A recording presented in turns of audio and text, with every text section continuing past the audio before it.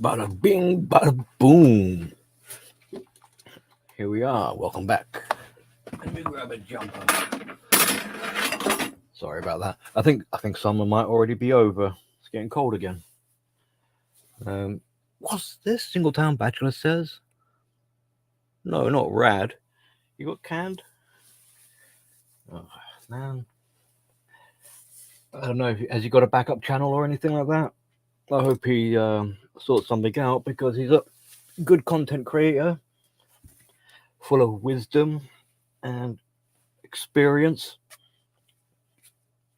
And I haven't really. I need to. It would be nice to have a. I have had a sort of one-on-one chat with him briefly, but it would be nice to actually do a stream with him. Um. Oh yes, he does have a backup channel. I don't suppose. Could you? Are you a mod? All right. Give me 1 second. I'll mod you because I think you need to be a mod to be able to drop a link. And if you would be so kind to drop a link for Rad's backup channel, please. Oh, and my avatar is white. One momento. For those who have this problem with the white avatar thing, I find simply switching it over rather than removing yourself and then switching back again seems to work. So, booga booga booga. Shall I leave that one there? Yeah, why not? Okay, hey, everyone's coming in. Good to see you all. RP Pote is here. Silver Bullet's here. Red Pill in the Wind is here. JR is here. D-Man is here. And is that for Reddit? I see you. Yeah, I guess that is. So yeah. So yeah, I'll leave that there so that people can find him. Hope he's doing well. I know it must be irritating. So should we go straight into the topic? Maybe we won't be here for too long tonight, but how's things been with people? I hope everyone is doing well. And already halfway through the year. It feels like it's been a while since I've done a stream. Yeah, watching, observing, seeing some of the things going on, shenanigans generally, and plodding along, I guess. So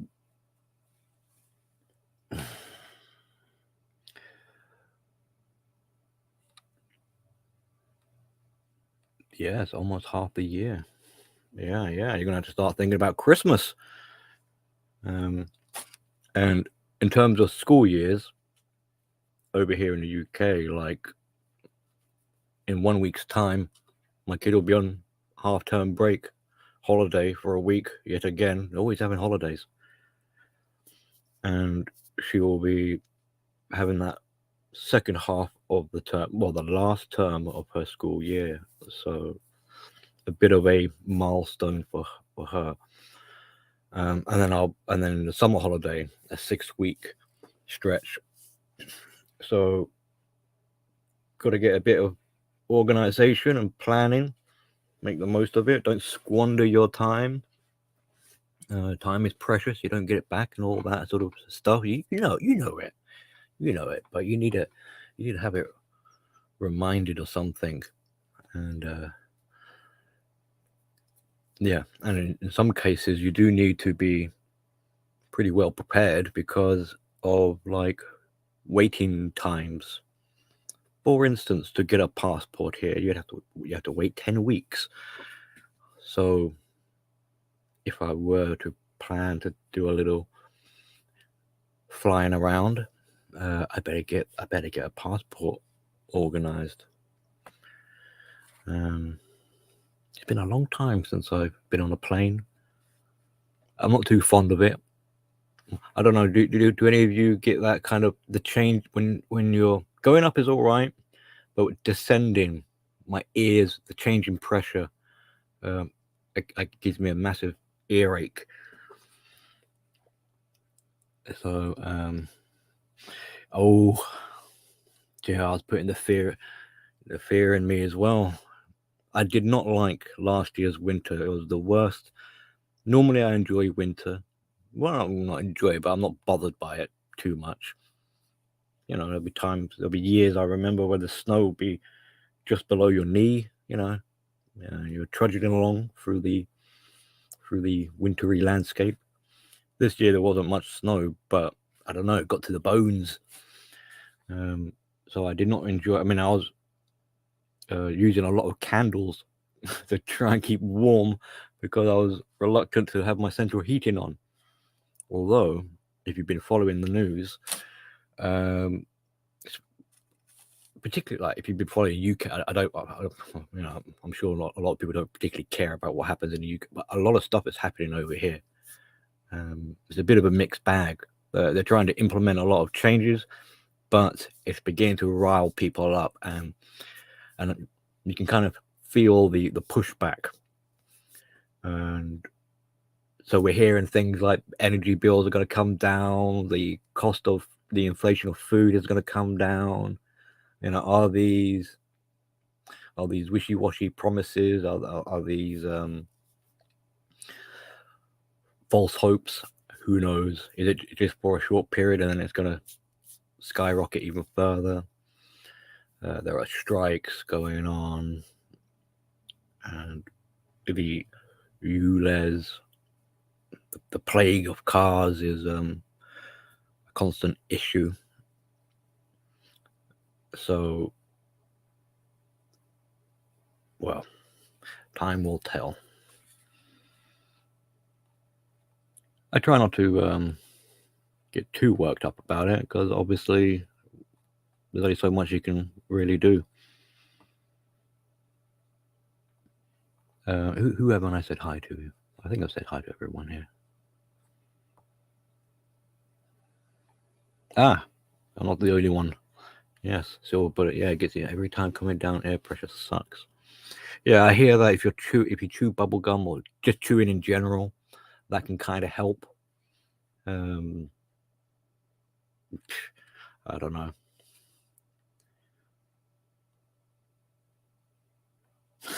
The cold kills my soul. What's left of it? Yeah. Behind a wall of ice. Oh, okay. That stream title was unsettling. Yeah. Well, I wasn't sure what to call it. I was close to calling it like, aha, death, not today. But I thought, well, that might not be funny for some people, the goat has 9 lives or something. I don't know.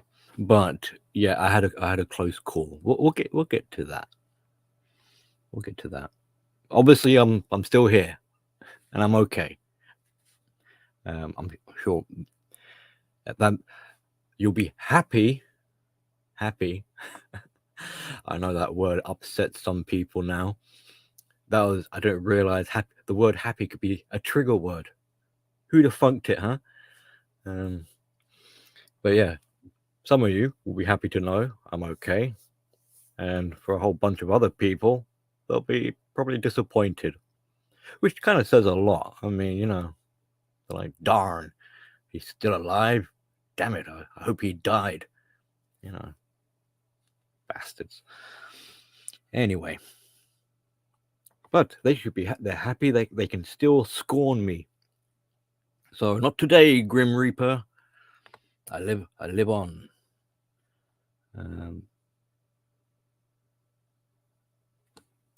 Global warm. Oh, sorry. In Denmark, we don't get much snow due to where we are.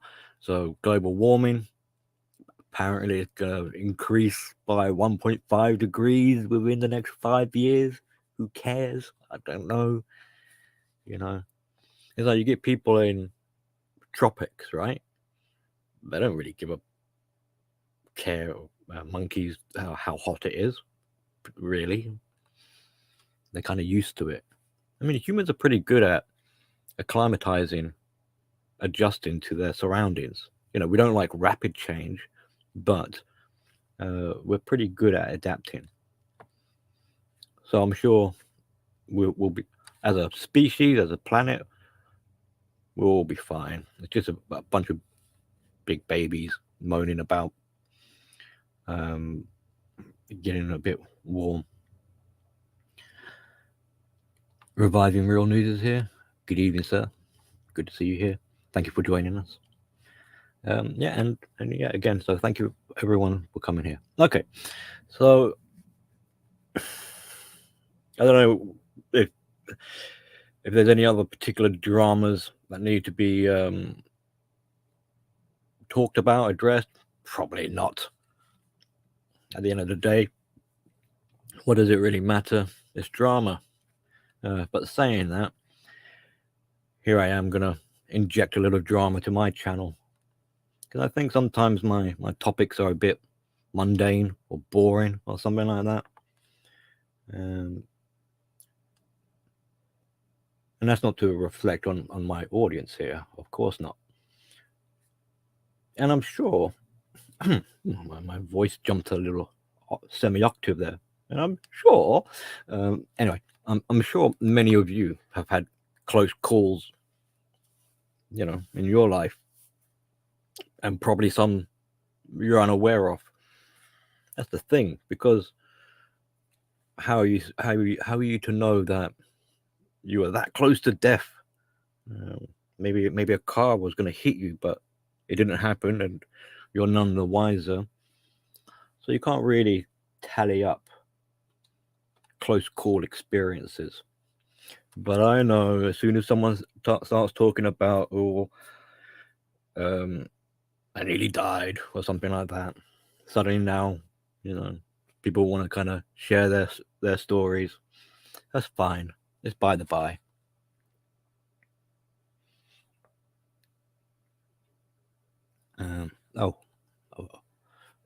And D-Man is right here. I hope not yet. We wish to see you thrive and prosper. Yes, and to all of you, gentlemen, and decent ladies as well. And heck, even people who struggle in their various ways. I mean, unless you're an absolute diabolical criminal, just nasty piece of work, there's no need to really wish hate or death upon someone. I mean, that's taking it to an extreme. That kind of says there's something more likely wrong with you than the person you want to smite.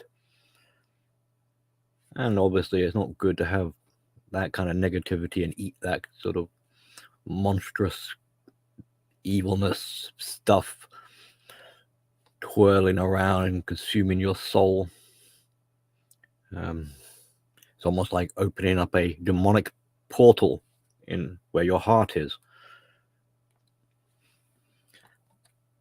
So something about what's this single town battery says no, not due to global warming scam, but due to wind. Get this thing out of my way. Wind systems that pin us between Norway, Sweden, and England. Yeah. How do they call it? Extreme weather patterns. Yeah. Now thinking about it, you remind me. Yeah, wasn't it so long ago? We were having some pretty strong winds around here. So, you have to hit the bed. Hey, cool. Get some rest. Sleep well. Snuggle up to your blankets or duvet, whatever. Good night. and Lawrence is here. Hey, Lawrence. Thanks for joining us. Single town battle. I'll have to catch up on the replay to hear the anecdotal story of how Billy almost croaked. So what happened? I've got some notes here because my head is still pounding from the incident. So it's like, oh, where am I? So if you didn't know, I'm a type 1 diabetic. Most of my life, we're looking at like near enough 30 years now of my life. Hasn't been the best of, I haven't controlled it in the best of ways. So that's a big area, a personal area, obviously, that I need to put more effort and improve upon. Now, some people don't even believe in disease, so I don't know what they think diabetes is about. You know, it's like, I don't know, like cancer isn't real.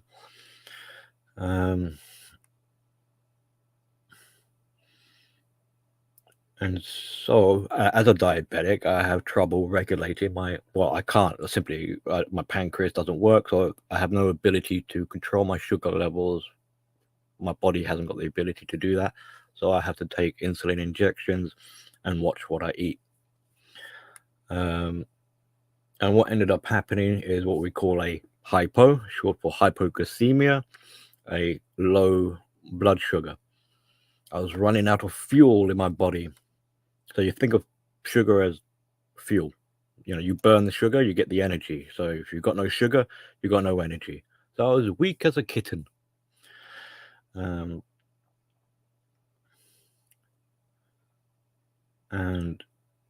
some of you may have noticed recently that I've been talking a lot about food.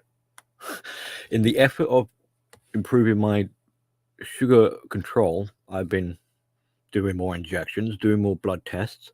So that's a good thing. Well done. You know, pat on my back, you know, whatever. But that's just one step towards, I mean, you know, it's anyway. But because I've been increasing my insulin, partially this could explain why I've got such an appetite and I've been on a munch. So I've been eating. I'm hungry right now. Even just thinking about it. And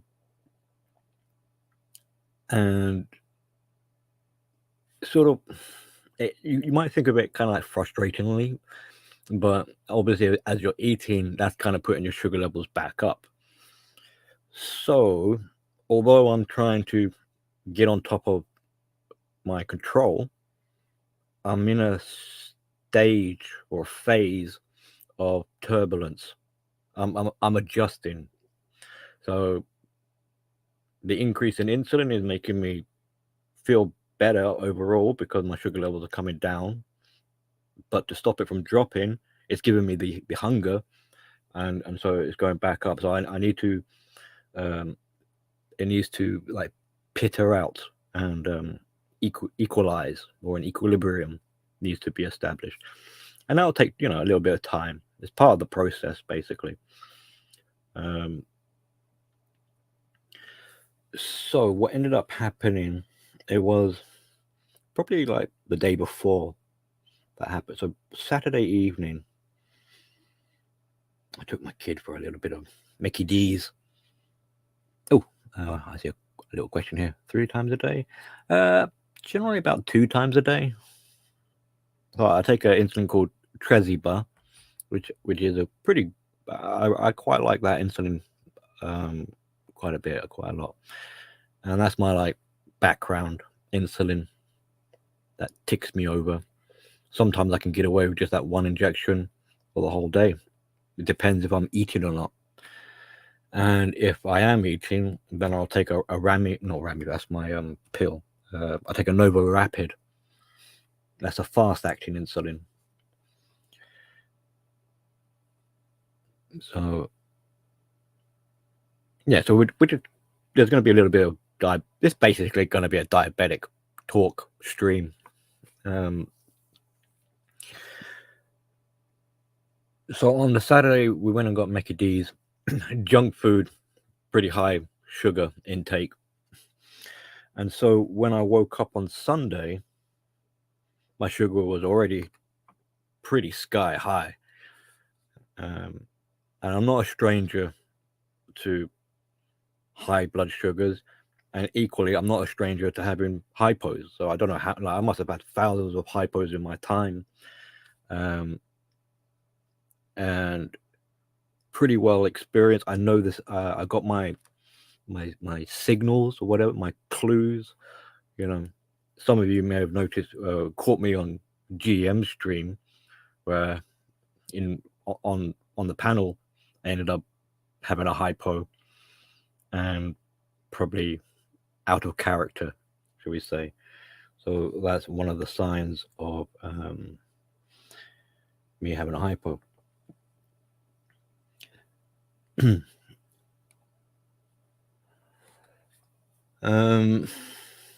So a dangerous thing can happen when your sugars are like that, where it's like a roller coaster, ups and downs. And if you're not careful, and I'm guilty of this, is that you overcorrect. So I woke up with a very high blood sugar. So I took a pretty big, fast-acting shot of insulin, as well as my so double injection, and it made my sugar levels plummet.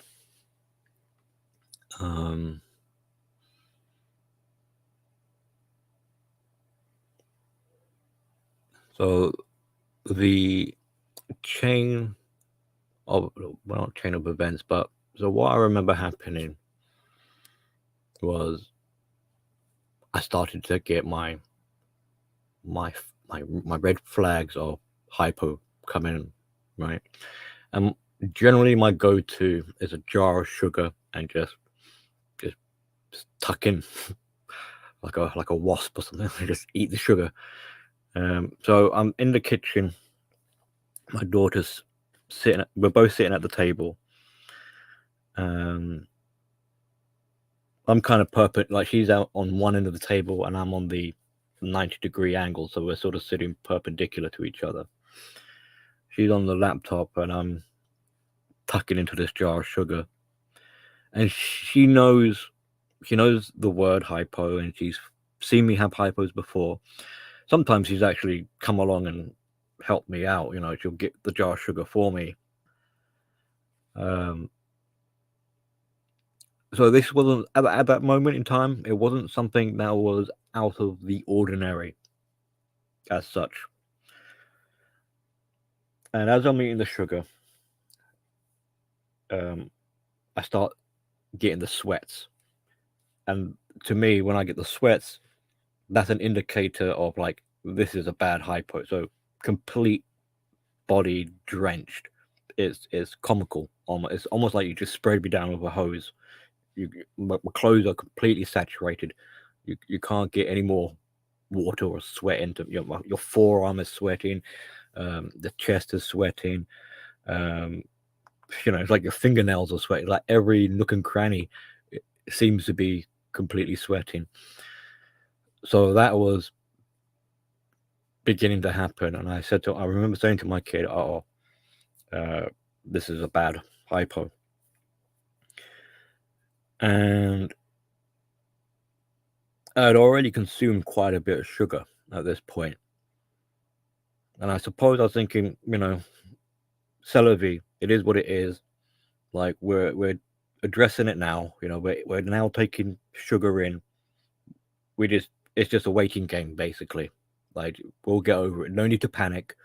We'll feel better soon. And obviously, like overcorrecting with the insulin, that they say that you're not supposed to really just keep on woofing down food, because now you're kind of overcorrecting in the other sense, where now you're making your sugar go sky high again. So it's that balancing act where you want to consume some sugar and you want to sit back and relax and let it get absorbed before carrying on. But that would have proved, on this occasion, to be very bad or whatever. Because what ended up happening is I blacked out. That was my last memory. When I awoke, I was laying down on the kitchen floor, staring up at the ceiling with the paramedics standing over me. And I was like, oh, I have no idea how much time had passed. I don't know how I got to the floor. But I knew instantly, like, damn, I've never blacked out in my life. And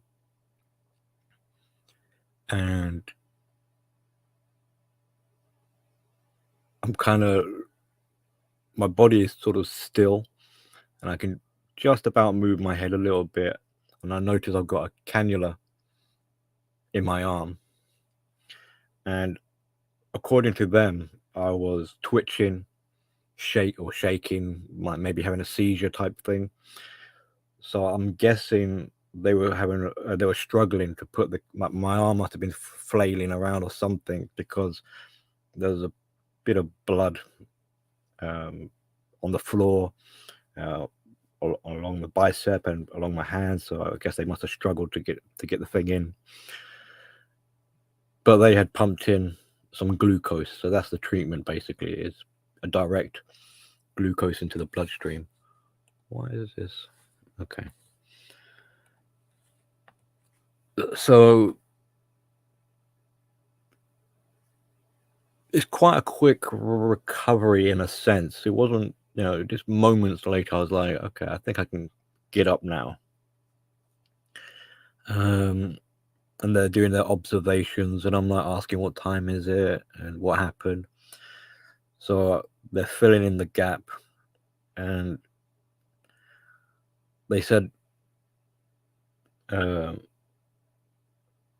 according to my kid, that I fell off the chair. So I fell off the chair fell down with me.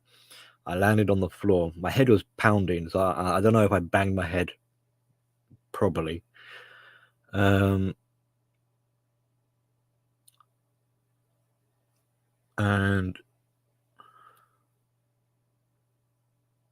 they checked the ECG, make sure my heart was all right. I wasn't having a heart attack or anything like that.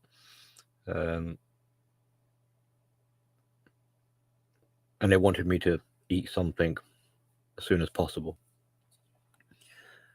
So a little time, and then basically that was it. I asked them. Did I ask them, or did they just tell me? But they gave me my sugar level. They gave me my see, over here we measure it in, what is it? What we measure it in? Like millimoles, and I think for the Americans you measure it in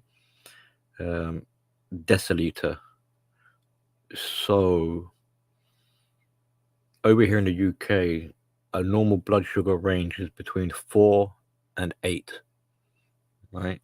Now, for the Americans, I'm not sure what it is, but I do have a chart here. So let me share this screen. Ta-da! Right. So where are we? So 4 would be the lowest. So this would be your lowest before you. So anything above here, all of this would be hypo, right? So 4 to 8, and this would be your normal range. Where's 8? At the top, right? So 144 milligrams per deciliter, and what was 4? And about 72. So between 72 and 144 would be your normal range, and obviously anything above is high. Now, when I have a high blood sugar, it sometimes, like, I've hit 31 before, and that's probably what I woke up with, which made me feel like I'm gonna overdose on insulin and get the sugar level down fast. So from there, I crashed down. Now wait for it. I was in shock from that figure, 500 and what? 560, near enough, or something, something absurdly high. Now, the lowest hypo I have, like my blood machine can only go so low. Any lower, and it just says LO low. So I think the lowest it can read is something, I don't know, around the 2 mark or something like that. Somewhere around here. And that's pretty bad. A sugar level of 2 is pretty bad. But according to the paramedics, I was here. Flabbergasted. And that's how close to 0, basically. So that was my, no wonder I passed out. And it got me thinking. I'll leave that there, because I went on a little googly search, because I was like, damn, man, I could have gone into a coma. And I've never actually known at what point you would drop to a coma. So I got some notes from Google. So I'm just these are like quotes or whatever. So severe low blood sugar is below 54 milligrams per deciliter. So 54 milligrams is just to verify whether that's around 4. So 54. Okay, so they're counting basically anything less than 3 for the UK, like from what I'm used to, would be counted as a hypo. And yeah, I'm probably already getting symptoms with like 4.5, 5. God, sorry about the ups and downs. Where's 4? Where's 5? So around maybe between here and sort of there, I'm already kind of getting symptoms. When my sugar is like around 5, bang in the middle, I'm feeling great. So according to my notes, that if your sugar drops very low, usually below 2.8 millimoles per liter, and you do not get help, you can become confused or drowsy, or even lose consciousness and possibly die. So, according to that Google thing, anything around here, yeah, you could pass out. Which makes me now think about my history, where I've had sugars like here around 2.2.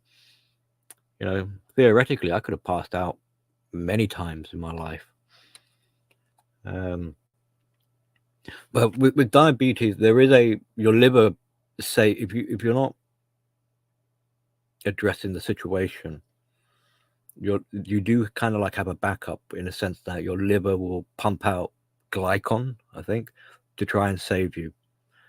And it's also worth noting that when you have a hypo, there is an adrenaline rush, which is probably why it triggers sweating. And I do remember the paramedic saying, "You are full of adrenaline right now. Like you're pumping out a lot of adrenaline."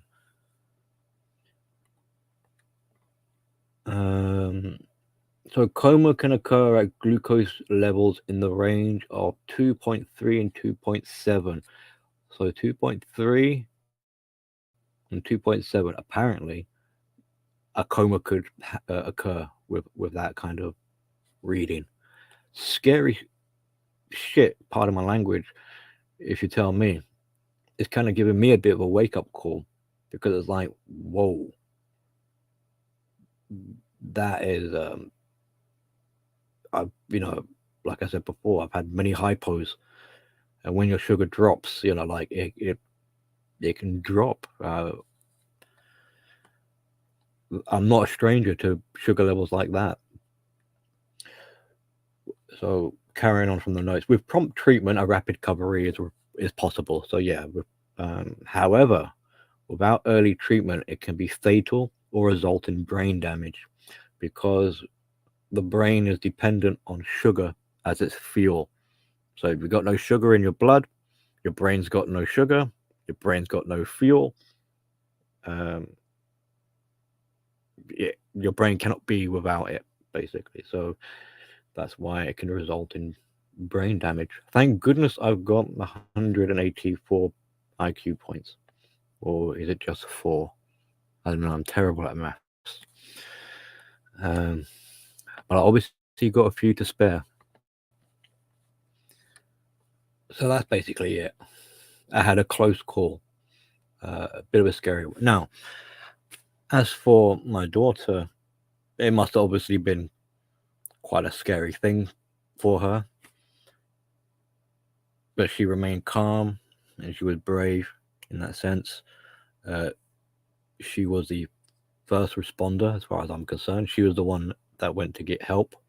And if not for her, I probably would have just remained on the floor, unconscious, and maybe my sugar levels would have continued to plummet. So, like as a little reminder, that's the blood test when the paramedics got me. So without any intervention, that could have just carried on going lower and lower and lower. And I was already in the coma zone and also in the fatality zone. So it was a very close call and a wake-up call. And I don't want that to be happening again. So this isn't a trying to showboat or like, hey, look at, hey, everybody, like, hey, you know. No, it is a bit of a serious matter here. I still can't believe it was 0.8, but that's what they told me. So yeah. We've all said and done.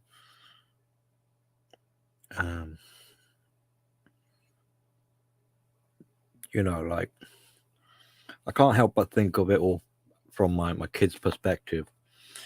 And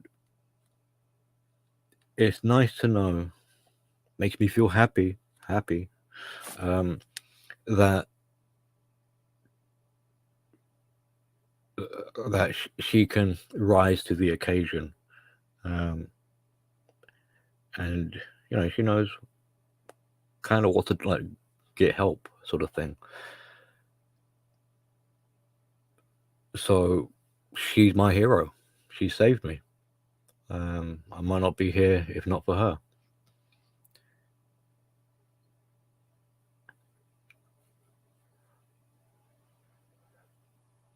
That's about it, really.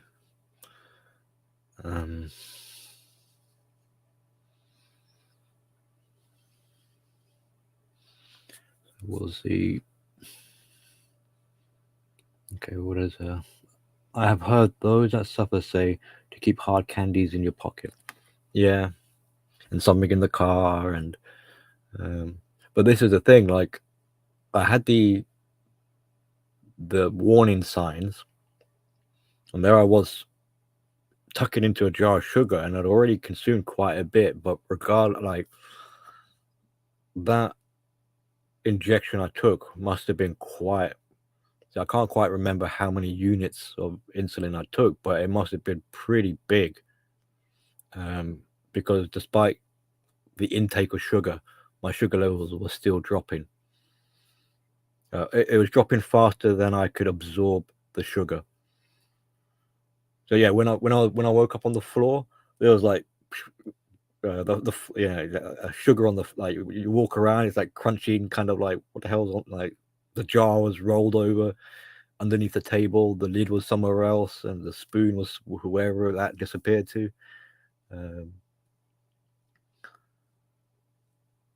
So yeah.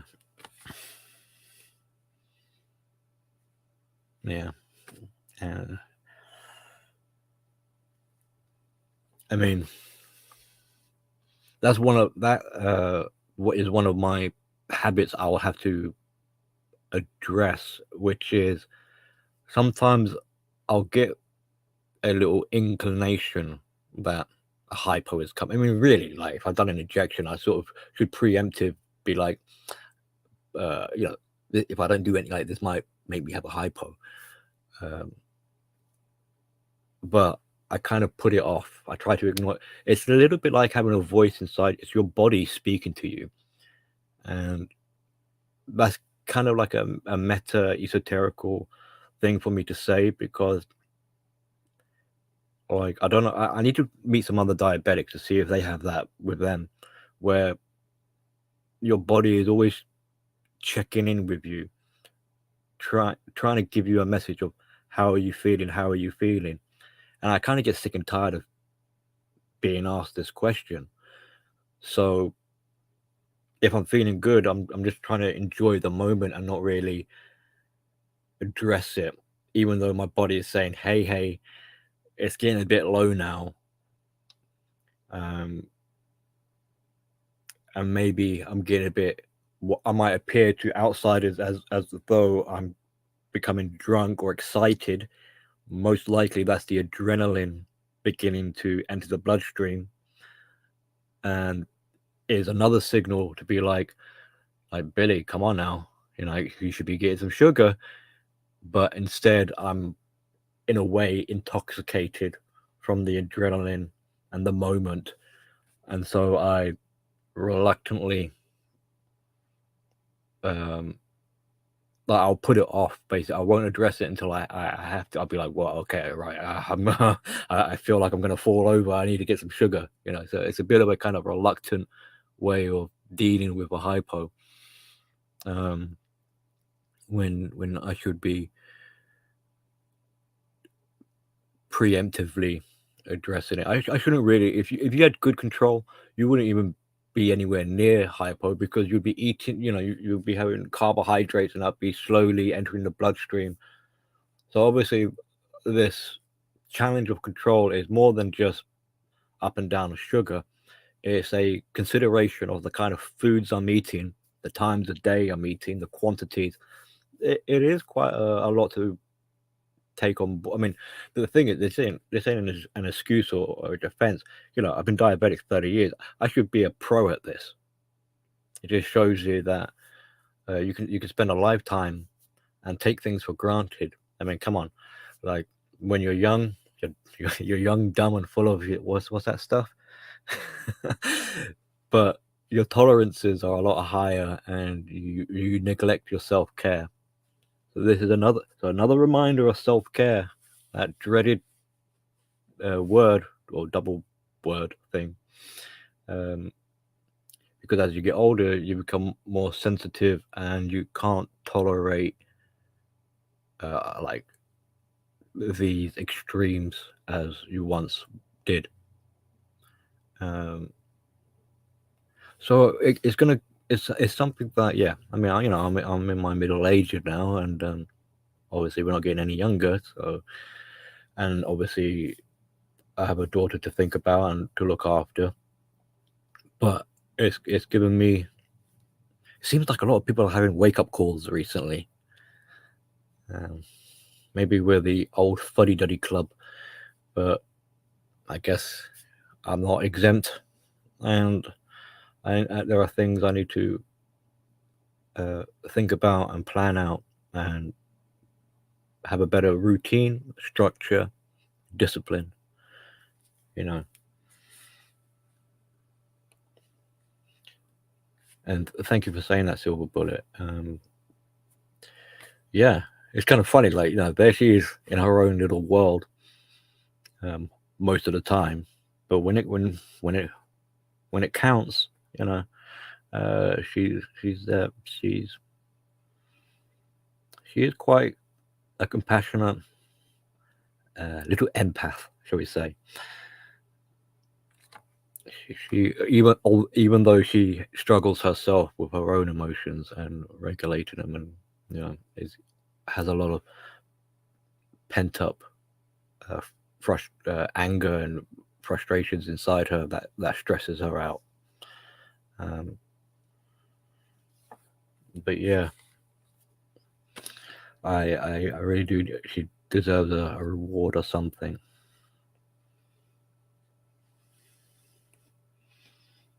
Oh,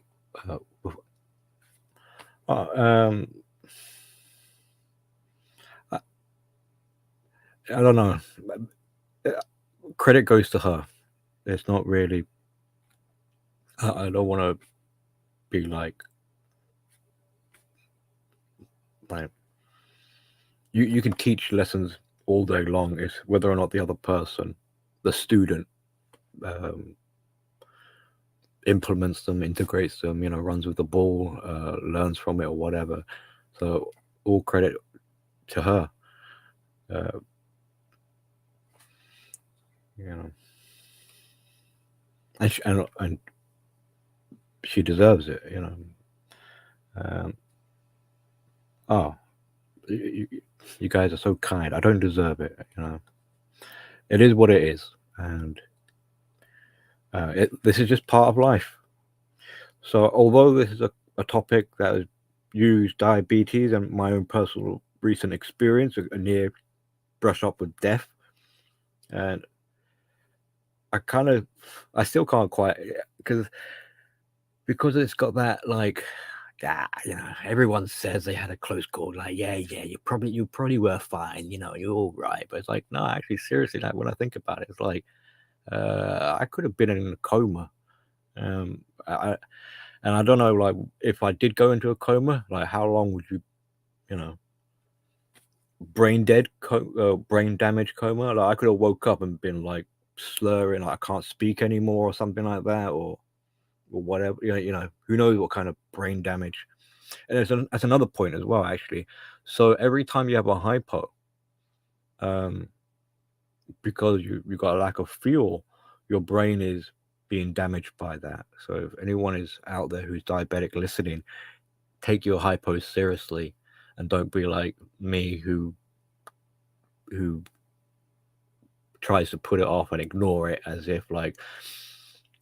I mean, these are the silly sort of games that I don't know if it's a common thing with diabetics or it's just myself, but because on the whole my sugar levels are high, when I do manage to get them low, it's kind of like, well, I'm going to keep it low. I'm going to, like, if I'm having a hypo, if I can still function, then I'll stay here because I dread it going back up again.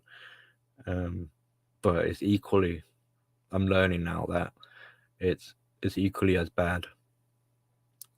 It's a fine line as well, which is a bit annoying. That between 4 and 8, it's kind of like, damn, man. But no point complaining about the parameters. Those are the boundaries. We talk about boundaries here, and I must adhere to them. So yeah, like I was saying just a moment ago, like, although this was a topic about diabetes and using myself as an example of my personal experience, try to apply the lessons or in other ways, and then there'll be more out of it. But that's it. So I'm going to close it off, right?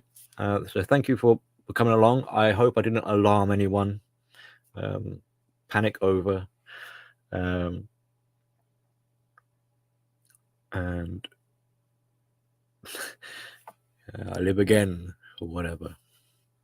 So thank you for being here, for sharing in this story. Hope you found it useful, insightful, or whatever.